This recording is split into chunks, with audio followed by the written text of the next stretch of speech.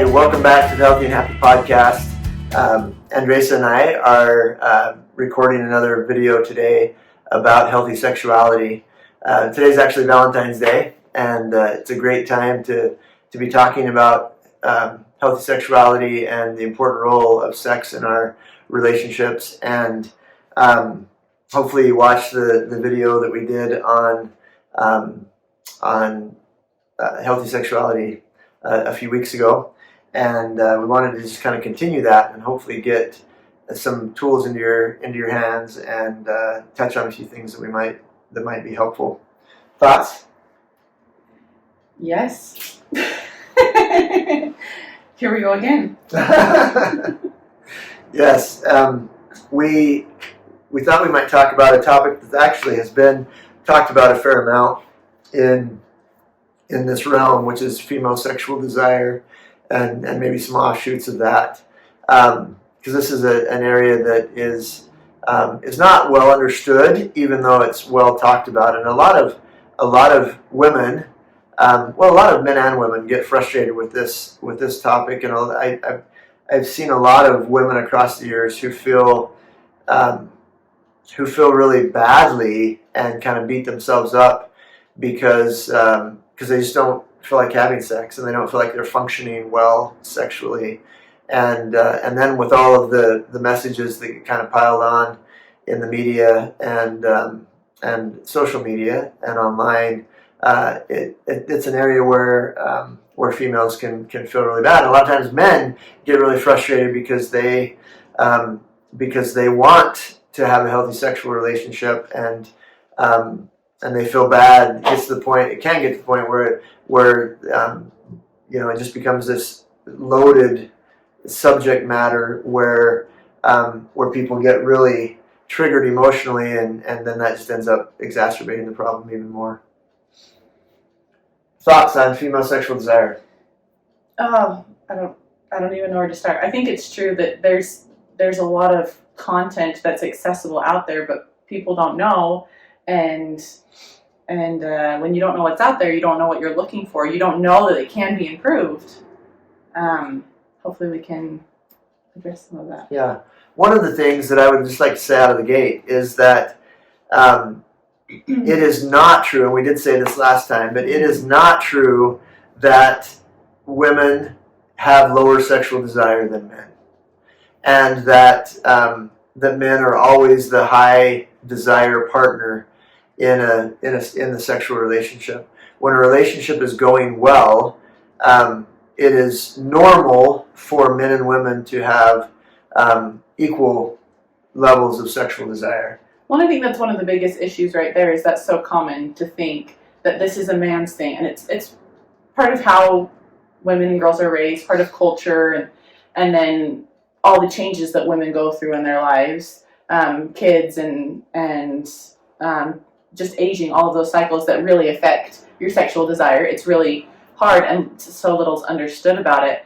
And so they don't even know it's an option to enjoy sexuality. They just think it's just for men. I'm not going to bother. This is just something for me to get through. Yes. When in reality, it's just, like you said, not like that at all. Right. I had a client, I think last week, who we were talking about healthy sexuality and some of the sexual issues going on in their relationship, and she said that her husband had made a sex bid, which is a request for sex, and she said, I thought I was off the hook because we had sex just a few days before, and I stopped and I said, hold on just a second, why did you feel like you were off the hook? Because in an ideal situation, you would be looking forward to having sex, and there's probably something a little bit amiss if you're viewing it as being off the hook because you've already paid your dues, mm-hmm. and so you don't have to be sexual again for whatever brokered amount of time there is there. And so we can come back to a little bit of that as well. But I want to show you this diagram of some of the things that do. Now, it is true, while it is not true that men are destined to have higher sexual desire than women are, or that women are destined to have lower sexual desire than men. That is not true. It is absolutely true that there are many variables that affect female sexual desire. And this is that we'll put up right here is a diagram of just some of the things that affect female sexual desire. And so we can just kind of go through some of these. But being tired, childcare, if the kids are awake, or if they're making noise, or if you're afraid that you're going to wake them up, or you've been, we can come back to some of these, hygiene, to please, the state of the reservoir, how many resources you have, and whether or not you're sucking mud, which is a concept that you can learn more about in our Healthy and Happy stuff. Stress, passionate love, felt attractiveness, hormones, self-esteem. So let's talk about a few of these.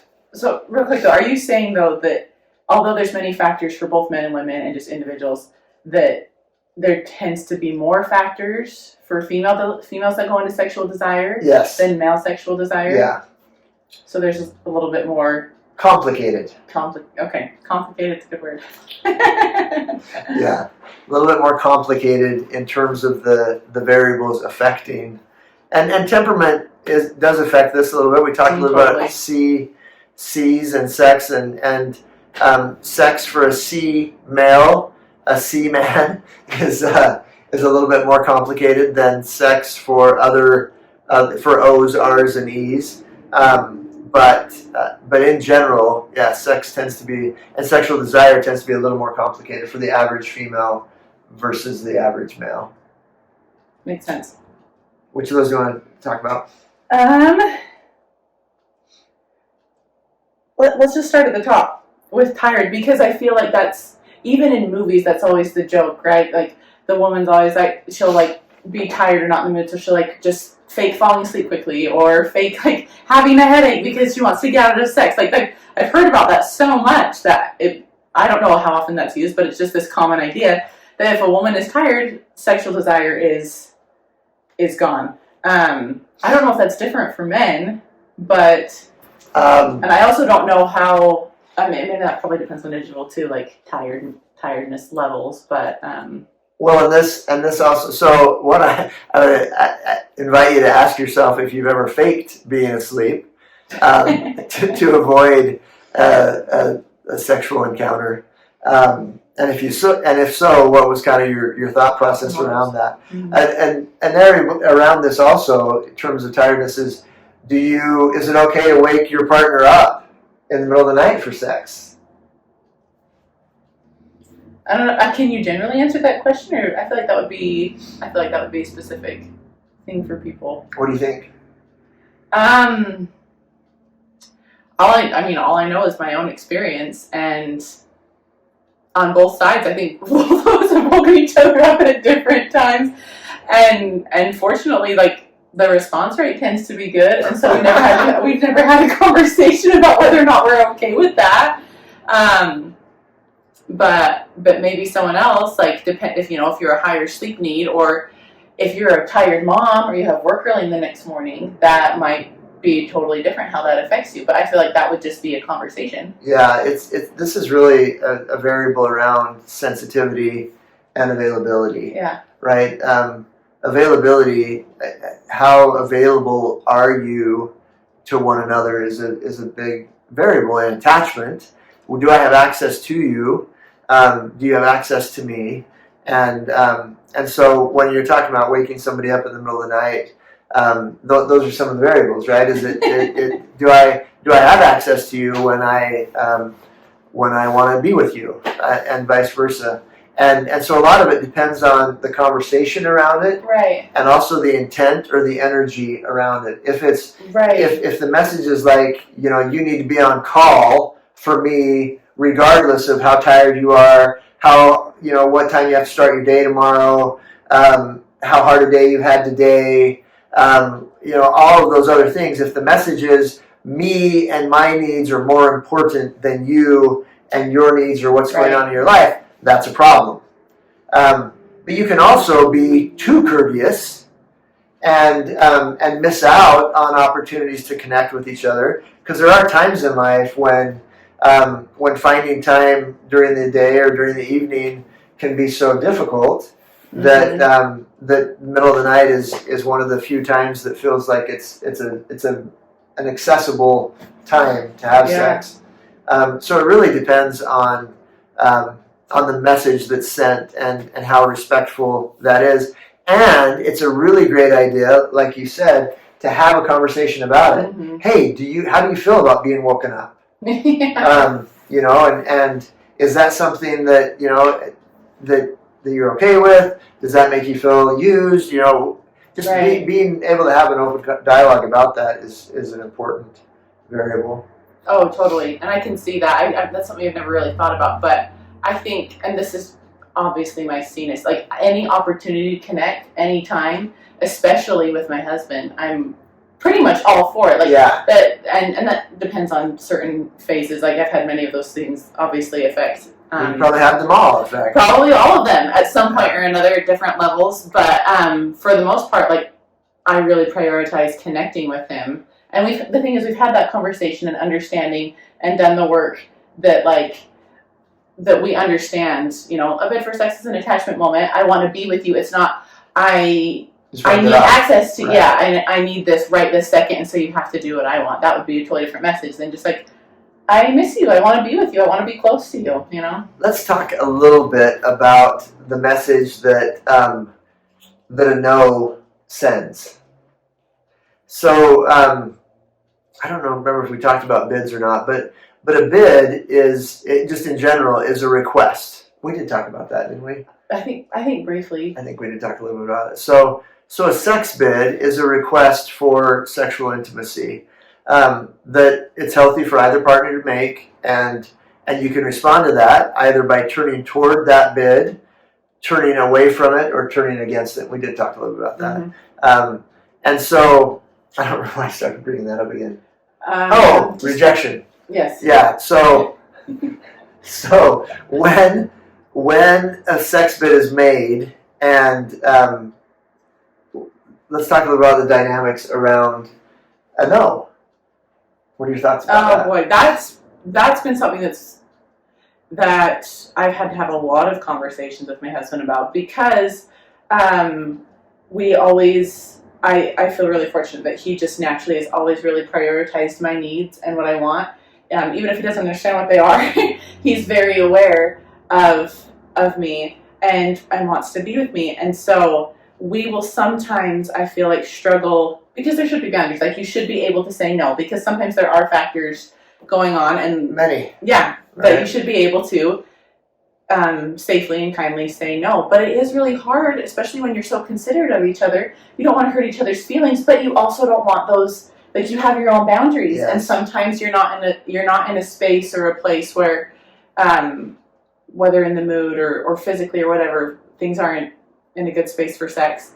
And so it's hard. Like, and it's hard to receive that too. Like, when you're in the mood but your partner isn't, and then to try and understand, like, this doesn't mean that they don't want me, right? Right? It's a personal rejection. But it can feel like, especially because sex is so vulnerable. And I would assume for most people, like, a bid for sex from either person is going to be vulnerable, and you get enough rejections, why would you want to keep trying? And so you have to handle it delicately. Yeah. Yeah.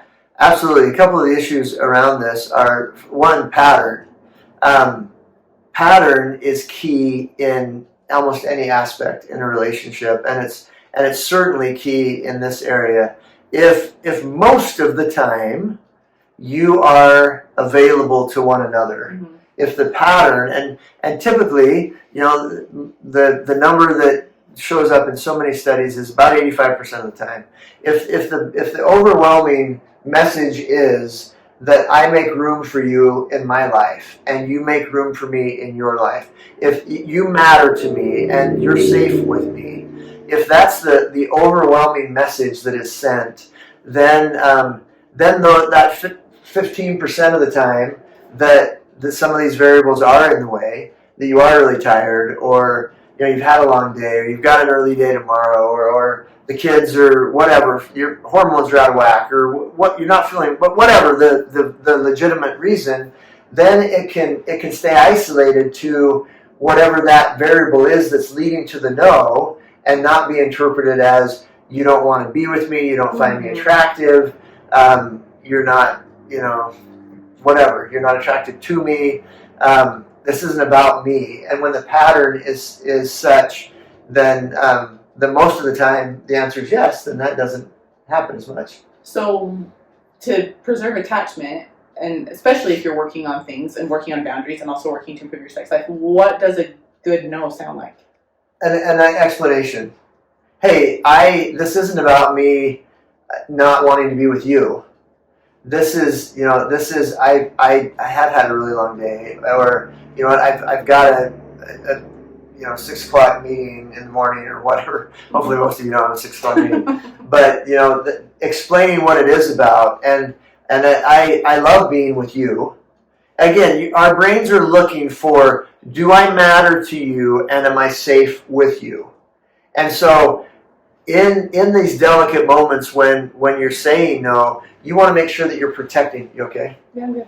You want to make sure that you're protecting those two things. And so you overtly say, hey, this isn't about you not mattering to me. This isn't about me not finding you attractive or whatever. This really is just about this. So would it be okay if we did it tomorrow night? Offering up something else is also a really good technique. So and if tomorrow night doesn't work, then we can do it tonight. But if we can do it tomorrow night and you're okay with that, then I'd probably prefer a little bit better if we waited till tomorrow. But I'm also, it wouldn't take much to talk me into it. Yeah. So that kind of gentleness, making sure that you're protecting attachment, is a really good way to say no. You can have a voice and put up a boundary and not feel like you've got to do things that you're not comfortable with or whatever. Mm-hmm. Same thing comes up with your partner might want to do sexual behavior that you're uncomfortable with. How do you handle that healthfully? I would imagine a similar way, like knowing your boundaries and also recognizing, and maybe we didn't talk about this last time, but I know that you've talked about it in other videos. What's holding you back? Is it because you're not feeling safe, or is it because it's uncomfortable, or all of these things? Kind of checking yourself with that, so then you can have an accurate conversation, right, to explain to them, like, I'm not comfortable with this. I don't know if I ever will be, or I'm not comfortable with this yet. Yes. We need to work on some other things, or I need to feel safer and to be more vulnerable to do that. Totally, and also understanding, kind of more extreme cases, but if somebody's been abused sexually, there may be positions or even words or smells, clothes, texture, being touched in certain ways or certain places that can be really triggering to that trauma. And that's a very legitimate thing to be sensitive about and to not feel like you've got to push through. But like Andresa just said, recognizing that there will be some things that you might be uncomfortable with that are probably things that you should push the vulnerability on a little bit. And that could be as simple as having the lights on, or wearing lingerie, things like that, which may not sound simple to some of you, but they can be really simple things that, because what you want, remember the healthy role of sex and sexuality and sexual intimacy in our lives is to bind us together, to strengthen our mattering and safety with one another. And so anything that helps that is healthy sexually. Anything that harms that is not healthy sexually. And so if the reason why you're avoiding something is because you're uncomfortable with the vulnerability, I would encourage you to lean into that a little bit. Let your partner know, hey, this is scary to me, and that could be a position. Again, it could be a number of different things. But I'm leaning into this because I want us to be close, and I'm okay pushing our vulnerability. That's very different than doing something that feels violating to somebody. Totally. which, just one last note on that, is a little bit of a fine line, especially for women, because of the narratives that are given so often, and how accessible other sexual resources are to us. And like, I'm thinking of this really good friend of my husband's who's recently married, and he's 30, so he's been around he's had other friends be married, he's lived in other parts of the country and had lots of different cultural experiences and people with different sexual standards. That's what I'm looking for. And then he got married to this girl who's younger and grown up at home and grown up with all those narratives and of what it is to be a woman and sex and stuff. And he was actually talking to my husband and saying, like, is this normal? Like, I thought this would be so different, and she's nervous about all of these things. And it is totally normal. Like, and I think with women, husbands allowing their wives time to figure all that out, to lean into vulnerability, to test that safety, and then women also letting themselves push those boundaries and that uncomfortableness to get to that spot. I think you have to just be aware of those lines and be really patient, knowing, like, this is going to be a little bit of a process for a lot of people. Yeah. But if both of you are willing to, like, be patient, you can totally get there. Totally. Yeah. Yeah. And back to the no, and this as well, talking about these things and whether or not something feels like a rejection and the kind of the pattern of yes or no.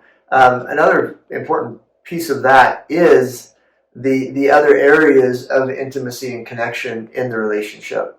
If there's sensitivity and availability in the other areas, emotionally and socially and spiritually and psychologically, if those other areas of the relationship are going well, then a no sexually doesn't feel as big a deal. Yeah. But if I also don't have access to you emotionally, and I don't have access to you spiritually, and I don't have access to you socially, and I don't have access to you psychologically, if I don't have access in any of those other areas, and I also don't have access to you sexually, that's a much more difficult. Yeah, it's a much more difficult blow than if all these other areas are going pretty well, and tonight you don't feel like it. Not a big deal. Right.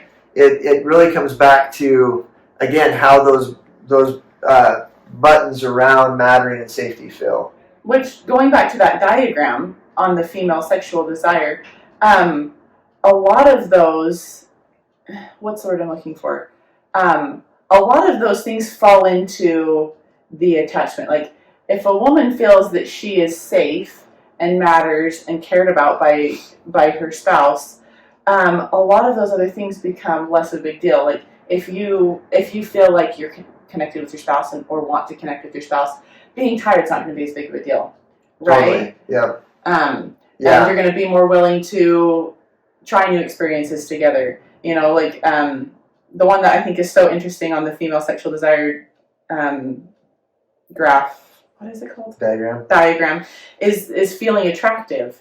Like, that is such a big thing. And I've wondered before, like, okay, do I have that because of just media and I see so much, or is that like a natural thing? It just seems like a woman thing, wherever it comes from.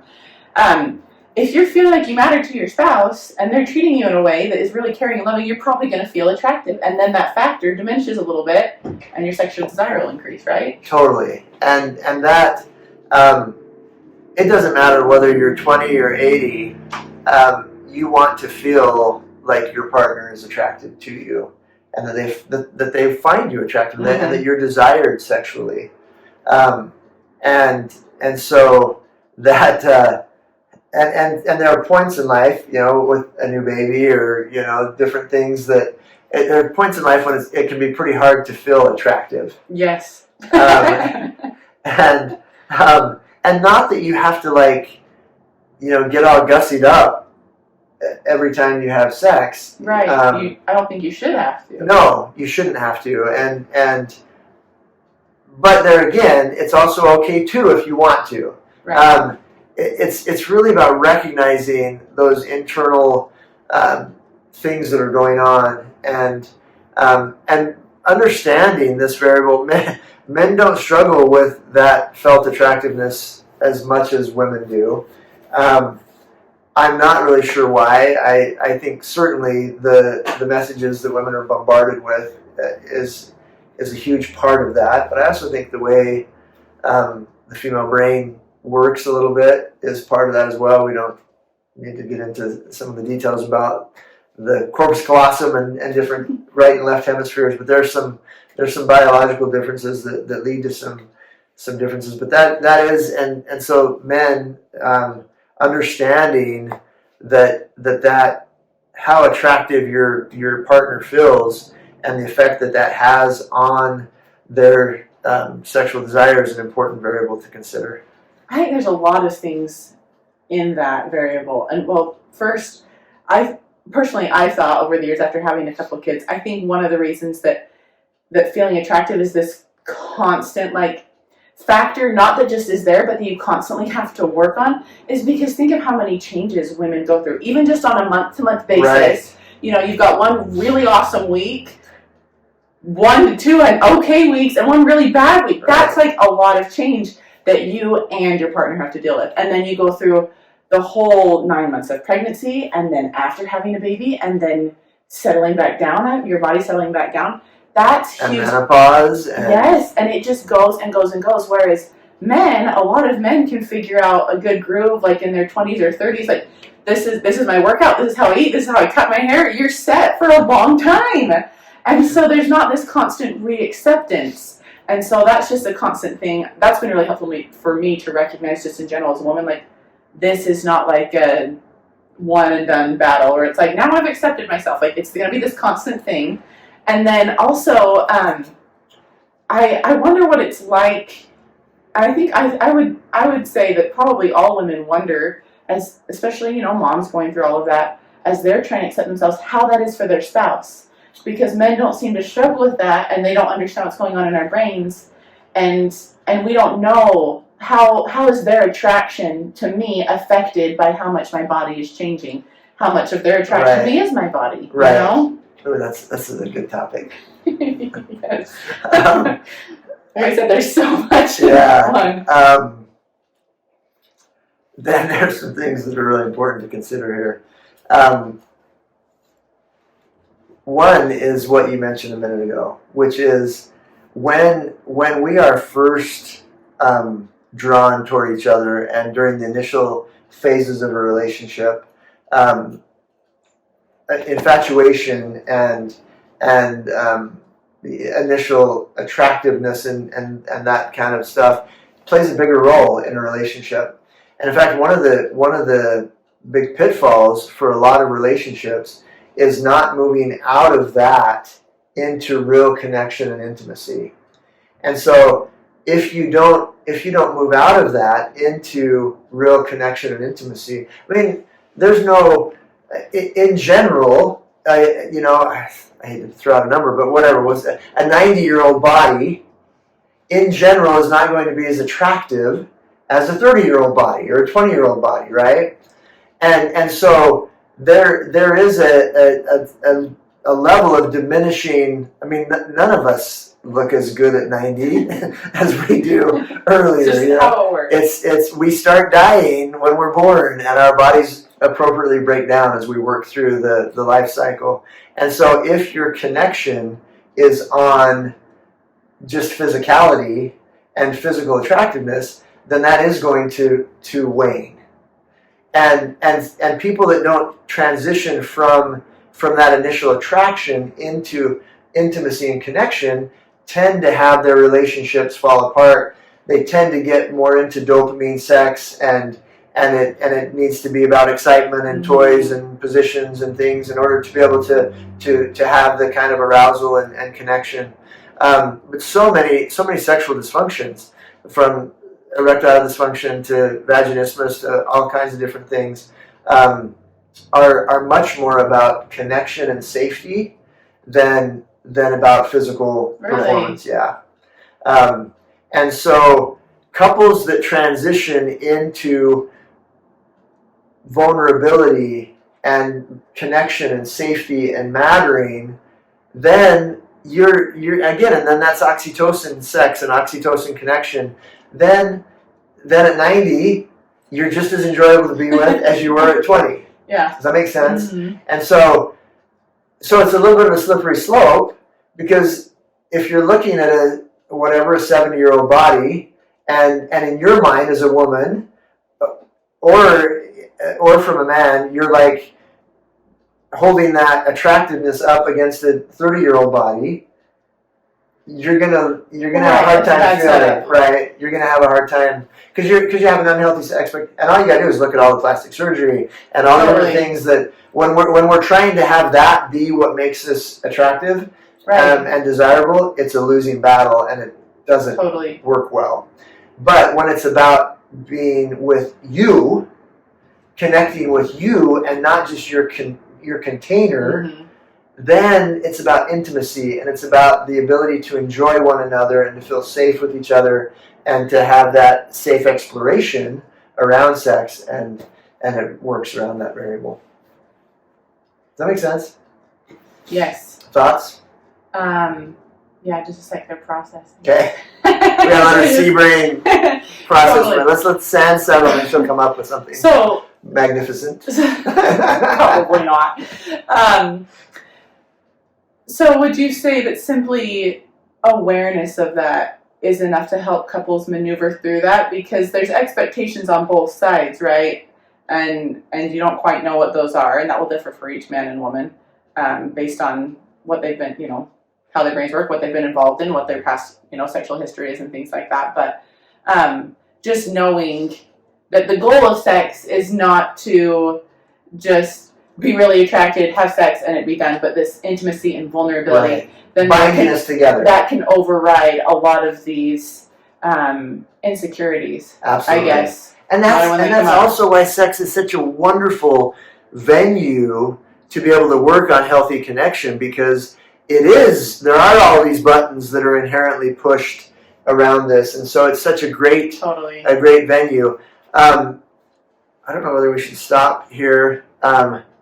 I have one other question that I think is a good one to talk about, and then maybe we'll stop. And we could do conversations about each of these. What does your partner have a right to expect in terms of your taking care of yourself? That is a good question. And it goes both ways, right? Right. I mean, there's higher emphasis on the women, but men should be in the room too. Yeah, that is a good question. And I think it's difficult for a lot of people, especially young people, with all the pressure these days.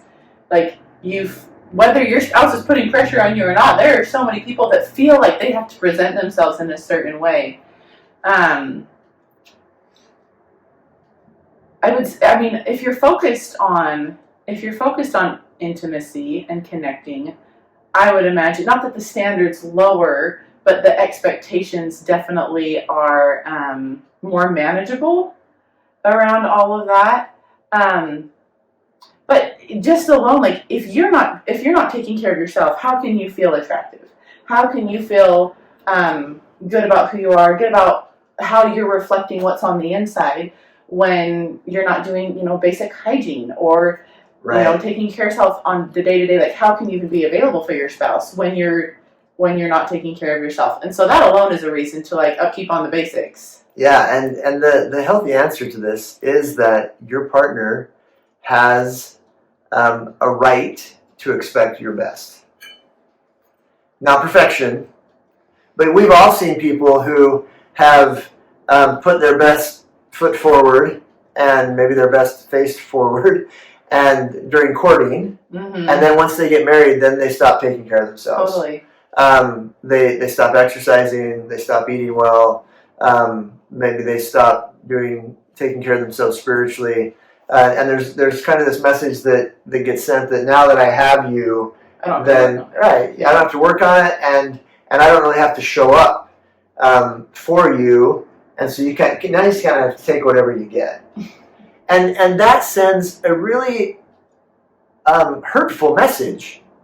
Because remember, that primary attachment relationship is the healthy place where we get to be number one. And we have high levels of both merit and obligation in that relationship. And so when I'm taking care of myself and trying to be the best partner that I can be for you, it sends a message about how important you are to me. We've also seen the flip side that when somebody gets divorced or goes through a breakup, all of a sudden, man, they're getting in good shape and they're getting tan and they're because now they're on the market again. Well, that sends a bad message. And again, that doesn't mean that like I need to have a six pack and I need to whatever I need to have 5% body fat or whatever in order for my wife to be attracted to me or whatever. What it does mean is that I should be conscientious of sending the message that she's important enough to me for me to bring my best self to the table. And so I should want to be taking care of myself. I should want to be exercising and eating well and taking care of myself physically and spiritually and in all those other areas so that I continue to be somebody that she would choose again and again and again. And if I'm just like, well, gotcha. now you got to take whatever that doesn't send a very good message. Does that make sense? Yes. And just for clarity, I guess, for women, it's not setting this standard you have to maintain. Like, you have to have a full face of makeup on every day. No. And you're getting your hair done for the rest of our lives. Right. That's not the same as like just genuinely like being healthy. Healthy maintenance rather than this attractiveness maintenance. Right, and it's not like, we're gonna have sex. Let me go right. Put my makeup on and make sure my hair and my nails are done, and so that in fact, not being perfect increases vulnerability. Right? Yeah. Turning the lights on, being naked with your partner, being seen in your lack of perfection. That's all good because it ups vulnerability. That's not what I'm talking about.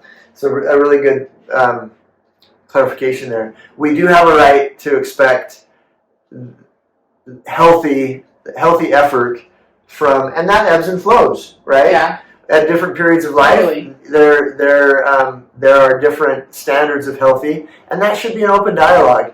Again, the talking about these things in and of itself is a great vulnerable conversation to have. So anyway, hopefully that's helpful to you. We'll continue these conversations and talk about some more of these other areas that get in the way sometimes of female sexual desire and how to help with some of that. Thoughts? Okay, till next time. Okay.